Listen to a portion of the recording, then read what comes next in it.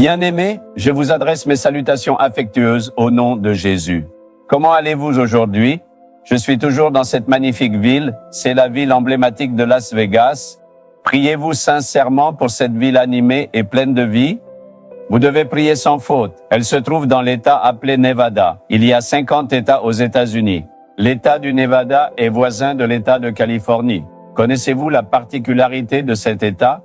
Cet État porte un nom très significatif, l'État de l'argent. Cet État a été historiquement un lieu où l'on trouvait une abondance considérable d'argent. On dit souvent que la Californie est la ville de l'or, car on y a découvert de très grandes quantités d'or. Mais de manière intéressante, cet État possédait principalement de l'argent, une ressource précieuse et abondante.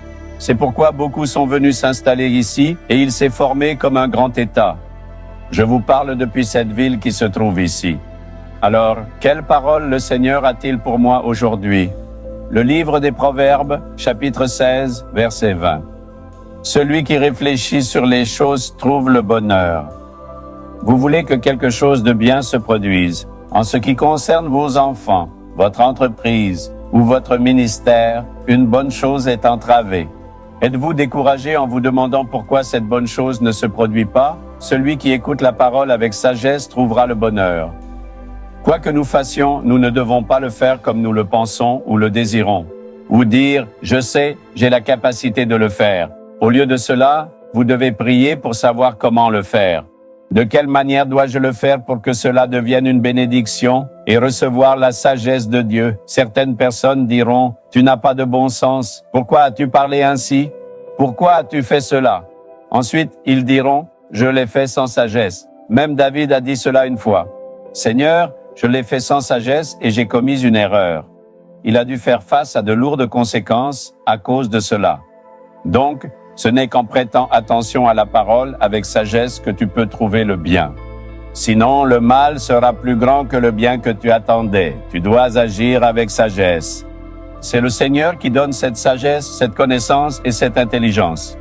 Crois en lui et demande « Seigneur, donne-moi ta sagesse et fais-moi savoir comment le faire. » Supposons maintenant que le Seigneur me donne un plan de ministère. Je ne devrais pas commencer à réfléchir à comment le faire ou penser que je peux le faire de telle ou telle manière. Au lieu de cela, je dois demander « Seigneur, comment dois-je le faire? Que dois-je faire? Comment dois-je commencer et avancer? S'il te plaît, dis-moi ce que tu as en tête. » Lorsque tu attends et pries ainsi, le Seigneur te guidera étape par étape.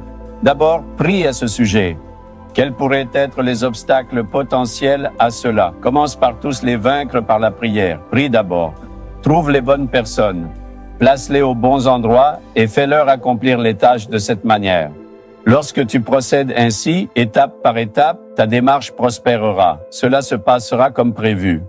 C'est pourquoi le Seigneur dit, cette sagesse et cette connaissance sont très importantes. Tu as agi avec orgueil, je sais, et tu t'es retrouvé piégé dans des choses. Tu as connu beaucoup de défaites, de déceptions et d'obstacles. Au moins maintenant, laisse tout cela de côté et dis au Seigneur, « Seigneur, je comptais sur ma propre force et ma propre sagesse.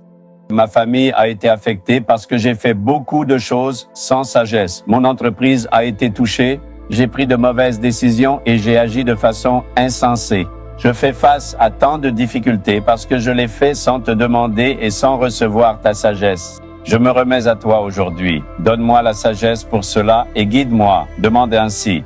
Alors, tout mal se transformera en bien. Tout obstacle deviendra une bénédiction. Toute perte deviendra un profit. Tu verras un miracle. Veux-tu le dire au Seigneur? Jésus, j'ai fait une erreur. Je n'ai pas écouté ta parole, mais j'ai compté sur ma propre sagesse. Pardonne-moi. Je m'engage aujourd'hui. Donne-moi la sagesse pour savoir quoi faire et comment le faire. Donne-moi l'intelligence et la direction. Tu peux voir le Seigneur donner une solution même aujourd'hui. Dis-le. Seigneur, pardonne ce que j'ai fait par folie. Pardonne les conséquences que j'ai subies parce que j'ai agi selon mes propres plans. Donne-moi ta sagesse et ta direction aujourd'hui. Aide-moi à écouter ta parole et à agir en conséquence. Au nom de Jésus, Amen, Amen. Abonnez-vous à la chaîne YouTube Jésus Redeems français. Cliquez sur le bouton s'abonner et cliquez également sur l'icône cloche pour recevoir des mises à jour sur nos nouveaux programmes quotidiens.